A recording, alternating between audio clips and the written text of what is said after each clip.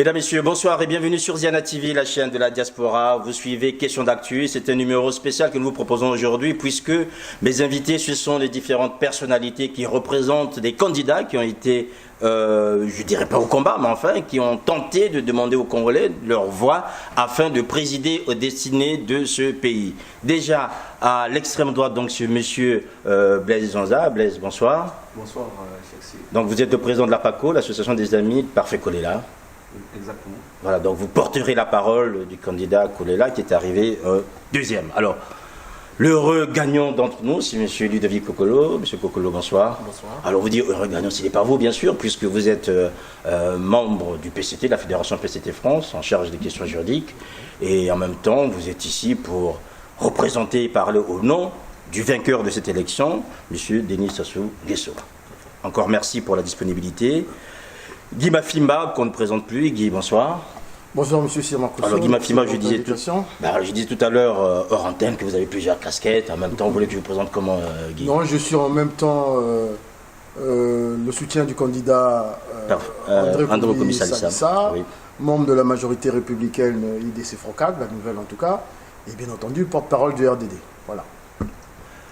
Bédel Baouna, donc que vous connaissez déjà, qu'on ne présente plus, et qui officie ici sur Ziana TV. Donc, voilà, donc, mesdames, messieurs, au menu de ce numéro spécial, ce serait de revenir sur l'actualité congolaise. Monsieur, rapidement, je vais commencer par vous, Blaise Zonza. Déjà, comment est-ce que vous avez vécu, en fait, ces derniers jours par rapport à cette actualité congolaise, notamment après les résultats qui ont été proclamés il y a quelques jours à Brazzaville?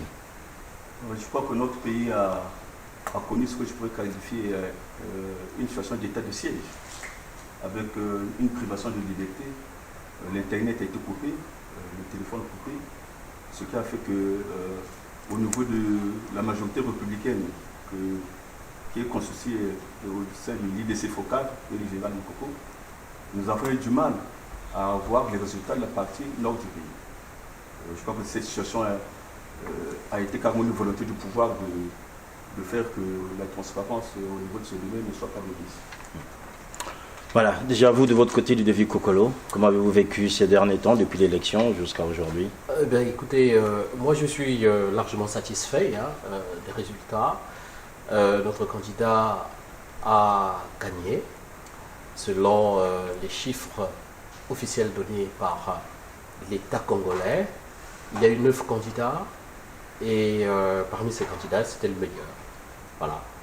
Donc, nous, PCT, nous sommes satisfaits de ce résultat.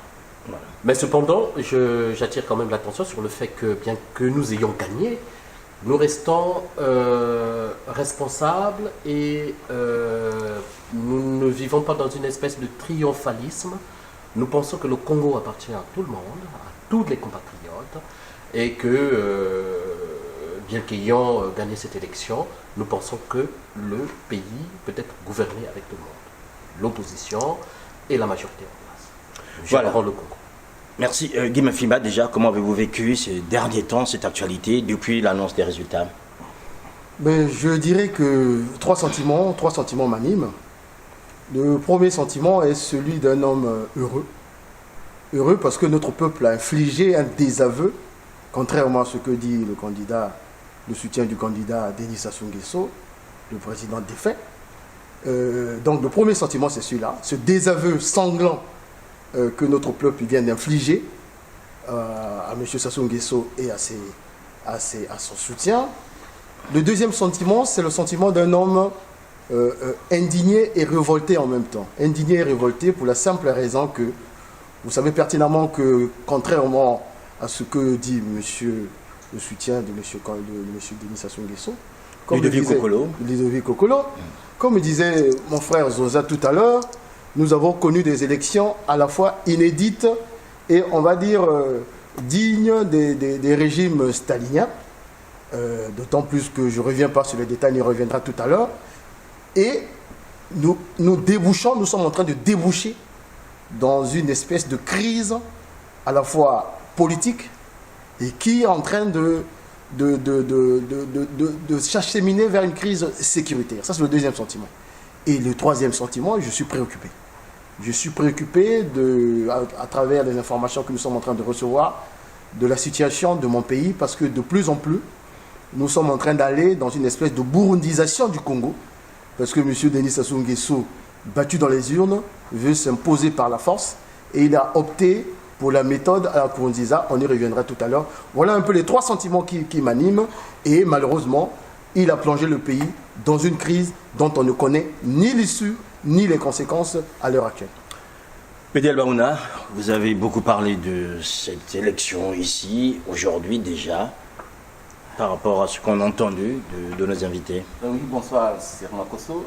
Je suis, depuis la période préélectorale, mal à l'aise, mais en même temps confiant depuis hier.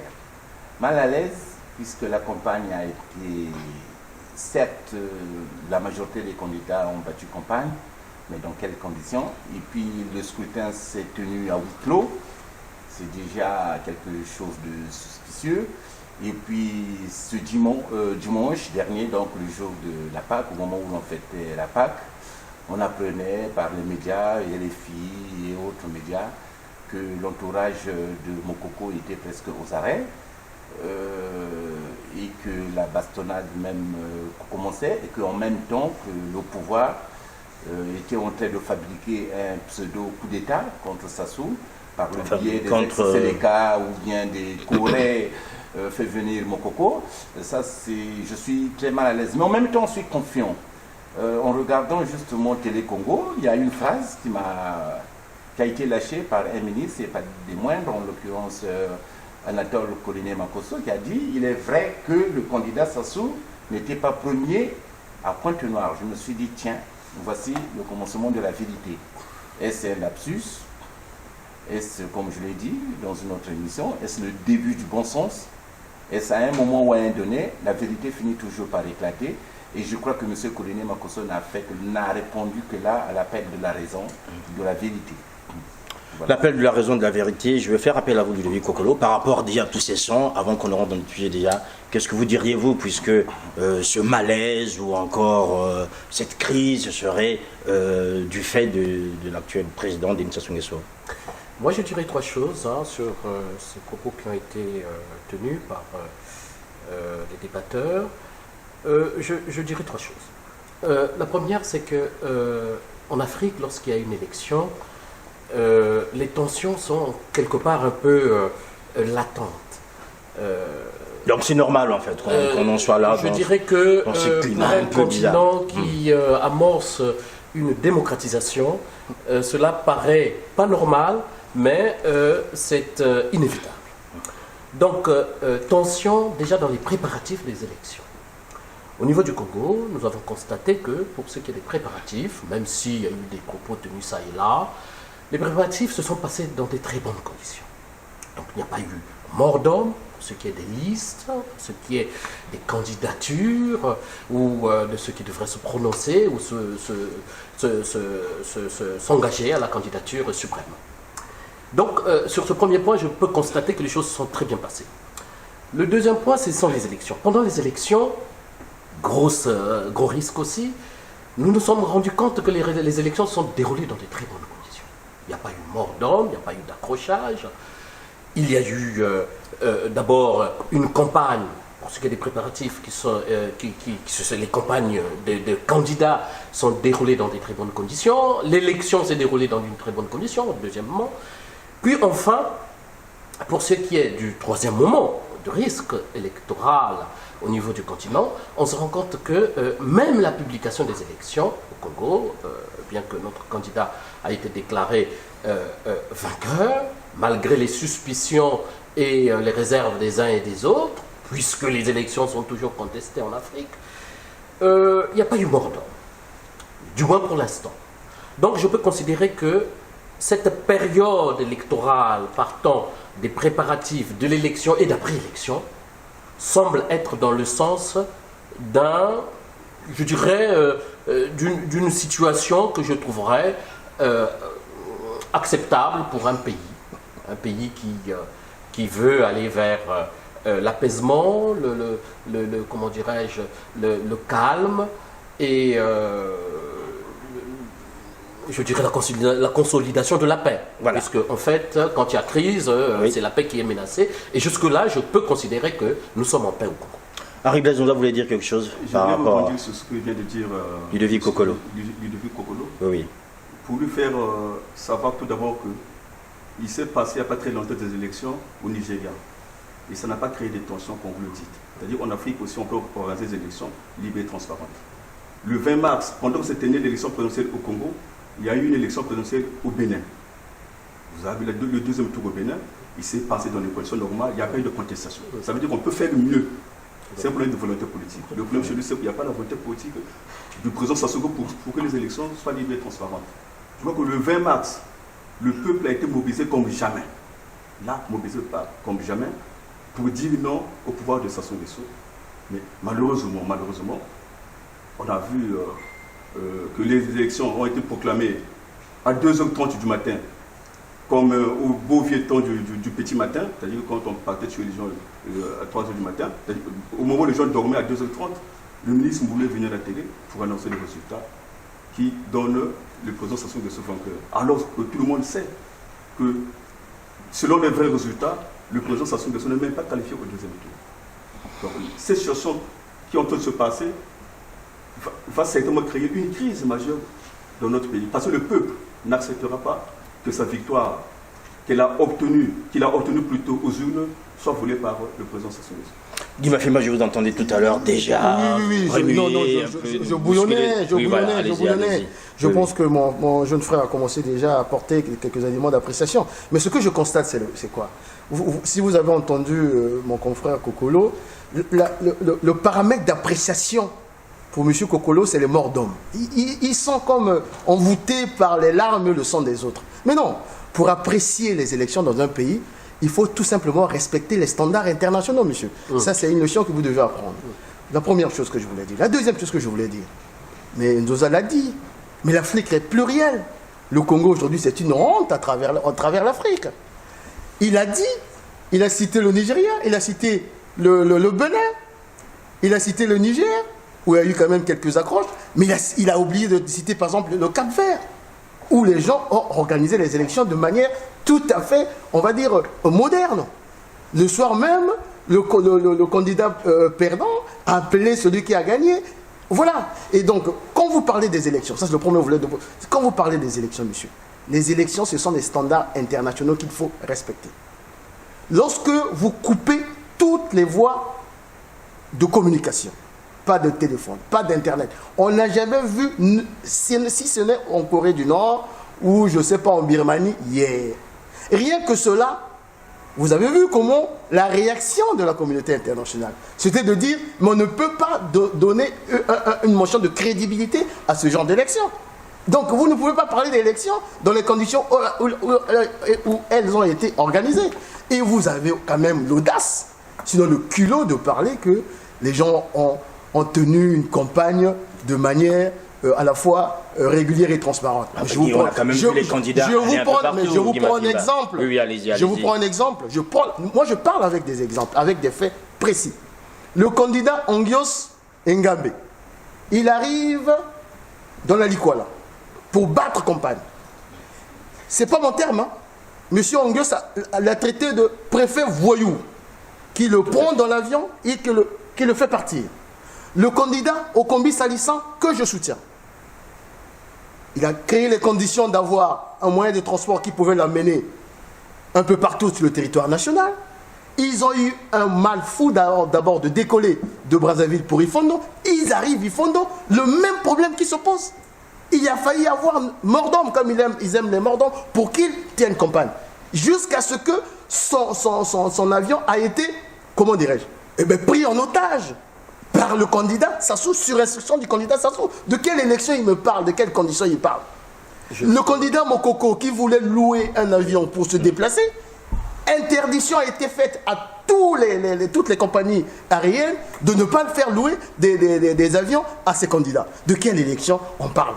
Et il a fini par la publication des élections. Mais comme je dis, mais c'est du jamais vu. Vous avez vu dans quel pays au monde où on publie les résultats à 2h du matin? Dans quel pays au monde vous avez vu ça? Et je dis à monsieur, Lui qui me parle de gagner. Mais monsieur, donnez-moi un seul exemple dans un quartier de Brazzaville ou dans une ville au Congo où vous avez vu les Congolais en train de sauter de joie parce que le candidat Kim Jong-il, excusez-moi, le candidat Sassou Nguesso a gagné les élections. Non, soyons sérieux. Regardons-nous en face. Soyons sérieux, regardons-nous en face. Parce que, contrairement, je chute là-dessus, contrairement à ce que dit mon frère Nzonza, nous sommes dans une crise qui est en train de déraper. Parce que, comme je l'ai dit tantôt, ce monsieur qui a perdu, mais copieusement battu dans les urnes, est en vie et veut s'imposer par la force. Mais nous n'allons pas laisser notre victoire être volée par ce système. Alors, je souhaiterais simplement rappeler à nos débatteurs que lorsqu'on va porter une analyse sur l'organisation et les conditions dans lesquelles ces élections présidentielles ont été organisées, on s'est rendu compte que ça s'est déroulé dans la paix. Ça s'est passé dans la paix. Mais c'est quoi la paix, monsieur? La paix, c'est quoi pour vous? C'est une situation de non-guerre. Il faut le constater et s'en réjouir. Tout le monde est unanime là-dessus. Il n'y a pas tout le monde est unanime. Arrêtez avec les slogans parlant de faits. Qu'il parle de faits. Guy Mafimba, tout à fait, oui. Les slogans, on aime bien. Je voulais simplement attirer votre attention sur le fait que les élections se sont déroulées je dirais, de façon orthodoxe. Il n'y a pas eu d'accrochage entre candidats. Il n'y a pas eu comment dirais-je, de mort, puisque souvent il y a des bagarres, il n'y a pas eu de bagarre. L'on peut tirer une conclusion, c'est que les élections se sont déroulées dans des très bonnes conditions. Et pourquoi tout ça a été rejeté par la Guy Mafimba, on va revenir sur la publication. Ça sera le deuxième aspect de notre débat. Des résultats. Oui. J'attire l'attention sur le fait que généralement au Congo, les résultats sont donnés à plusieurs heures. Moi, j'ai été participé aux élections législatives en 2012. Je me rappelle bien, les résultats ont été donnés très tard. C'est le système Sassou, mais c'est le même régime. Et donc, le régime des petits matins. Jusque-là, cela n'a pas été contesté. C'est devenu une habitude chez nous que de donner. Je crois que c'était pour des raisons pratiques ou peut-être même de calendrier. Voilà pourquoi on a publié ces élections à cette heure-là. Pour la victoire volée du président Sassou, je pense que nous allons vite en besogne. Les résultats ont été donnés. Vous êtes, comme on le dit toujours, les partis d'opposition en Afrique ont toujours contesté les élections organisées par le pouvoir en place. C'est de bonne guerre. Moi, j'accepte que vous contestiez ces résultats, mais officiellement, il a été donné les résultats de ces élections. Le président Denis Sassou Nguesso était gagnant, déclaré vainqueur. Maintenant, si vous voulez contester cette élection, vous avez les moyens juridiques de le faire. Vous avez une institution qui peut être saisie pour contester cette élection. Cependant, là-dessus, j'essaie d'anticiper un peu sur ce qui se dit ça et là. L'opposition actuellement est divisée. Une frange de l'opposition pense qu'il faudrait saisir le Conseil constitutionnel, qui est le cas du candidat Parfait Kolela. Il est décédé, Parfait Kolela. Ils sont nostalgiques. Excusez mon lapsus. Parfait Kolela pensait qu'il fallait saisir le Conseil constitutionnel, qui est une démarche, je dirais, juridique et légitime, alors que une frange de l'opposition pensait appeler à la désobéissance civile. Conduite par le général Mokoko, responsable qu'il est, chef militaire, ancien puisqu'il n'est plus responsabilité de l'armée congolaise, échaudé par les résultats, peut-être choqué par l'échec qu'il a connu, il appelle à la désobéissance civile. Là-dessus, je suis quelque part un peu écœuré. Parce que nous pensons que la démocratie en Afrique est en formation et qu'il faille déjà dans cette formation que nous ayons des attitudes démocratiques, avoir raison gardée de ne pas attiser la haine ou le feu. Donc laissez tomber quoi en fait. Bien entendu. Non, donc, moi je il faut rien faire. S'il conteste les élections, qu'il le fasse par des moyens légaux. Ils ont la possibilité de saisir les institutions. Henri Blaise Jonza, je vous donnerai la parole parce que je sais que vous avez des choses à dire par rapport à cette contestation. Vous avez des éléments. Bédel Barouna, alors quand on entend tout ça aujourd'hui, l'opposition parler d'une victoire volée, Ludovic Kokolo, soutenir que le candidat qui a gagné dans des conditions normales, puisqu'il n'y a pas eu mort d'homme, vous appréciez comment déjà Bédel Barouna? Parce qu'il n'y a pas eu mort d'homme. Alors, je ne sais pas s'il faut apprécier l'élection présidentielle par l'horreur. Je ne sais pas, comme l'a dit Mafimba. Est-ce que la mort d'une personne peut-elle être un élément d'appréciation de la tenue d'une élection? Enfin, il faut aussi dire que quand on parle de l'esprit, en Afrique, quand même, c'est plus réchaudé. Il est mortifère comme son chef. Je reviens sur la campagne. Pourquoi vous il est mortifère la comme son mort? frère. Oui, allez-y. Des conditions. Voilà. Si, on a bien compris. C'est son élément d'appréciation. J'ai juste une question journalistique, si vous le Allez-y. Monsieur Kokolo, quand on va à la campagne présidentielle, est-ce que les moyens mis à disposition étaient-ils proportionnés ou non? Là-dessus, je pense que lorsqu'on parle... Quand on est honnête, je rappelle que vous avez quand même une capacité, je ne flatte pas, une capacité d'analyse assez extraordinaire, et que vous savez faire le diagnostic, quand même le constat. Est-ce que quand vous comparez les moyens dont a disposé le candidat que vous soutenez et les moyens dont ont disposé les candidats de l'opposition, que ce soit même sur le plan logistique ou sur le plan médiatique, est-ce que ces moyens étaient-ils disproportionnés ou pas? Je considère que s'il faille porter une analyse sur la capacité électorale de tous les candidats, on peut constater qu'il y avait d'un côté un président sortant qui rempilait à une élection, qui a utilisé les moyens de l'État. qui n'utilisait pas les moyens de l'État. Qui a utilisé les moyens de l'État. Non, mais on a posé la question à Ludovic Kokolo. Oui, allez-y, répondez. Un candidat qui remplissait ancien chef d'État, qui visiblement était à l'aise dans la campagne. C'était le mieux préparé. C'était le mieux préparé, je dirais, tant dans l'organisation que dans les objectifs à atteindre. Et de l'autre côté, il y avait des candidats, je dirais des pseudo-candidats, qui étaient là non seulement pour...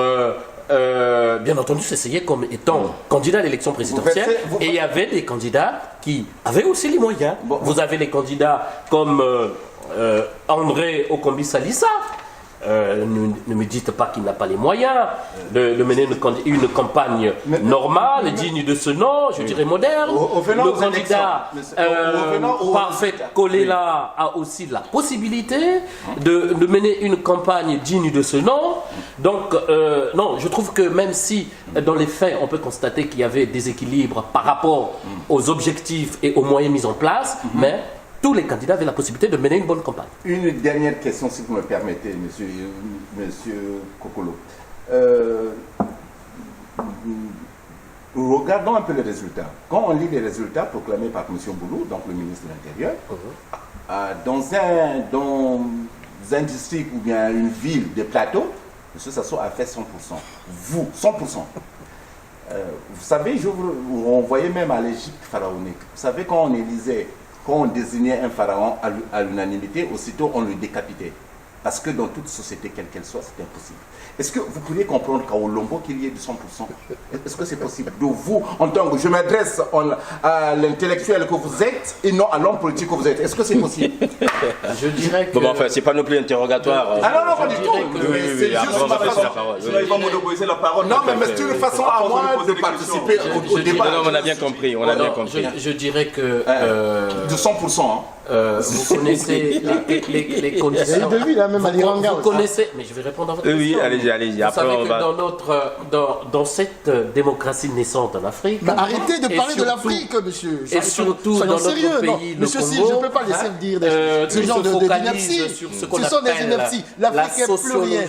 Non, c'est pas sérieux. La sociologie. Il raconte trop d'inepties. Quelle Afrique? Des candidats.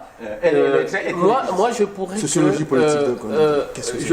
considérer qu'un candidat qui localement a une très bonne assise, peut facilement faire 100%. Pas 100%, Oui. il peut avoir l'unanimité.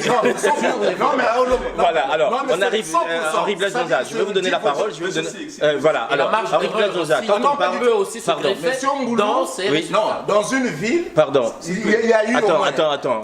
S'il y a eu 1000 inscrits, oui. il y a eu 1000 votants, et les 1000 votants, c'est de 100%. Et ce jour-là, il n'y a pas eu de malade, il n'y a pas eu de Il n'y a mort. pas eu une seule voix Mais moins. ça peut arriver. Alors, ça peut arriver. Alors, tout simplement, on va avancer. voulais aborder Alors, le sens oui, avec oui. les chiffres. Oui, non, mais on arrive. Alors, Guy Mafimba tout à l'heure parlait en fait d'une victoire volée, ce qu'a contesté Ludovic Kokolo, et votre candidat, bien sûr, Monsieur Parfait Kolela, lui, aujourd'hui, va ester en justice, en fait, ester, peut-être pas, mais enfin, il va recourir au Conseil constitutionnel pour protester par rapport à l'autre. Vous avez des éléments sur quoi se base-t-il, en fait, pour dire aujourd'hui qu'il était arrivé en premier ou en deuxième et que ça n'est pas à la place ou qu'il ne devait pas remporter cette élection? Qu'est-ce que vous avez, vous, comme élément aujourd'hui, probant, qui permettent aux gens qui nous suivent de comprendre? Non. Je voulais d'abord dire que ce n'est pas seulement Guy Brice-Kola qui veut saisir le Conseil constitutionnel. Oui, c'est vrai. Hier, il y a eu une réunion de l'IDC Frocade. Je crois que vous avez suivi le communiqué qui a été publié par Boao. C'est toute la plateforme IDC Frocade, plus le général Moukoko, qui vont saisir le Conseil constitutionnel. Ça, c'est une procédure normale et légale. Tout à fait. Après, Tout à fait. si le Conseil constitutionnel confirme les résultats annoncés par Mboulou, en ce moment-là, nos responsables politiques aviseront. Ils verront qu'est-ce qu'ils vont faire. Qu'est-ce qu'ils veulent faire? Non, je dis, ils Monsieur, aviseront. vous êtes plein qu'on vous coupe la parole. Oui, oui. Donc, Prenez Alors, soin. Ludovic Kokolo, oui, Je veux oui. dire que vous nous racontez Sur les tellement chiffres, qu'est-ce de que choses C'est bizarres. mon frère Kokolo qui parlait de la démocratie naissante. Je lui fais comprendre que le Bénin et le Congo sont rentrés, ont fait la conférence nationale sur le En même temps. 1990 en même temps. On le sait. Donc le Bénin n'est pas l'Europe. Si au Bénin on arrive à des élections libres et transparentes, ça devait être la même chose pour le Congo. Le C'est parce que Sénégal, chez le Bénin, il y en a plein. nous avons une dictature féroce qui veut s'imposer par tous les moyens et demeurer au pouvoir. Un élément sur le vote, quand mon frère dit qu'il y a eu des circonscriptions où M. Sassou a fait 100%. Il y en a beaucoup, même à l'Iranga, M. Sassou a fait 100%. Sur 19 335 voix, toutes les voix ont voté pour le président Sassou. Moi, il y a une question que je voulais poser ici. On nous a dit que dans toutes les circonscriptions, il devait y avoir une commission nationale électorale indépendante. C'est-à-dire qui était censée composer des membres de l'opposition et du pouvoir. Ça veut dire que les membres de cette commission étaient dans le bureau de vote. Comment comprendre que M. Eux aussi, ils ont voté. Eux aussi, ils ont voté. Alors qu'il y a des représentants de l'opposition qui étaient censés faire partie de cette commission électorale. Et voter, hein. Donc, et ils ont voté. Eux ont voté pour Sassou. Même les membres de l'opposition ont voté pour Sassou à l'Iranga. Ah, s'il aime bien. Bon. À l'Iranga, ça fait 100%. Alors, on va À Bouya, il a fait 100%. Oui. Ça, même quand on dirige un troupeau des animaux, je crois, je vois qu'il y a 2 troupeaux qui se garent. Donc on peut pas demander à 18 000 personnes, tous, allez-y. Bah, enfin, les Congolais, c'est pas. Mais vous savez qu'il y a un principe, Oui. qu'il y a un principe stalinien qui dit on n'organise pas les élections pour les perdre. Bon, enfin, pour l'instant, c'est pas. Je pense pas que. Ne nous ramenez pas dans cette diatribe stalinienne. En y mettant de la manière. Voilà. Alors, on reste toujours sur les conditions d'organisation, Je voulais Guy Mafimba, alors. apporter d'autres éléments Oui, oui, d'appréciation. allez-y. Tout à l'heure, lorsque j'ai parlé des 3 sentiments qui m'animaient, j'ai parlé de la honte. Voyez-vous dans quelle honte nous trouvons? Nous sommes au plein 21e siècle. M. Kokolo vient nous démontrer qu'en plein 21e siècle, dans une circonscription, les gens peuvent voter à 100%. Mais M. Kokolo, on a été à l'école. Vous savez bien que les listes électorales sont faites il est de mauvaise peut-être foi. une année, 2 ans avant. Non, Bédel Baouna, s'il vous plaît. Je finis, monsieur Kokolo. commence. Monsieur Kokolo, vous savez bien que les listes électorales sont faites 2 ans, peut-être une année, 6 mois avant. Donc, il peut y avoir des décès, il peut y avoir des malades, il peut y avoir même les délégués. Donc, une manière de dire ceci, je tiens d'abord à vous dire, monsieur, l'Afrique est plurielle.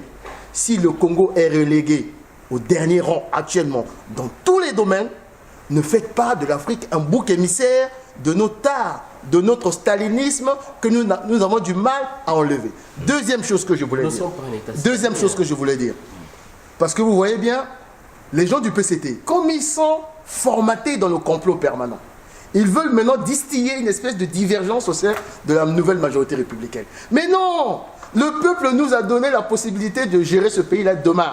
Nous allons nous battre pour gérer ce pays-là demain. Nous devons dire à M. Kokolo, il n'y a pas de divergence. entre le fait de saisir la Cour constitutionnelle, qui est une voie et d'appeler à la désobéissance légale, pour la simple raison que, si vous avez suivi la présidente de la francophonie, elle a entériné la commission technique électorale. Elle a dit, mais nous allons juger en fonction des résultats et de la commission de M. Mboulou et Sassou et de la commission technique nationale. En disant ceci, la différence entre eux et nous, monsieur, allez dans les réseaux sociaux. Lorsque nous disons Brazzaville a été gagné largement par monsieur, le candidat Kolela, nous avons les procès-verbaux signés par les délégués du PCT. Lorsque nous disons, nous avons les procès-verbaux, mais eux, ils n'ont aucun procès-verbal. Ils sont dans des affirmations gratuites. Et je terminerai en disant, mais il ne faudrait pas qu'ils pensent un seul instant que l'appel à la désobéissance civile, mais elle a commencé la désobéissance civile. Elle est complémentaire à ce que nous allons faire au niveau de la Cour constitutionnelle. Dès mardi, je vous annonce, nous avons appelé à un pays mort. D'ailleurs, le pays est mort depuis. Depuis que nous avons fini cette élection. Personne ne sort, personne ne bouge, parce que nous sommes en état de siège et parce que personne ne comprend. Je vais vous faire une anecdote. J'ai une maman à Brazzaville. Elle est hémiplégique parce qu'elle a eu un AVC. Elle est partie voter ce jour-là, à Mungali. Et ses enfants, par comment je peux dire ça, malveillance, ou bien, ils ont commis la maladresse de dire à un moment, non, maman Sassou, le but, ça soit gagné. Elle a tapé 22 degrés, 22 de tension. Mais parce qu'elle s'est dit, mais attends, moto l'issoussou. C'est de la faute. C'est la faute, mais ça c'est vraiment un fait divers.